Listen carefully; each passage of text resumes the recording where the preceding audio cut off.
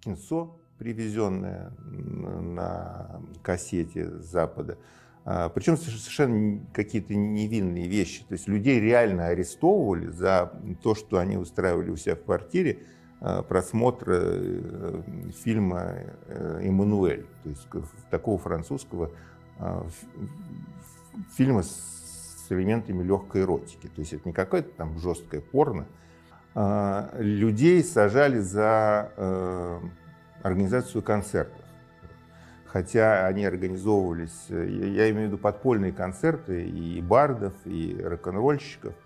Людей сажали за то, что они устраивали просмотры кино там, в клубах. Опять же, не обязательно это кино должно было быть идеологически вредным, но просто люди пытались как-то заработать денег на этом, а зарабатывать деньги вообще это было очень не по-советски.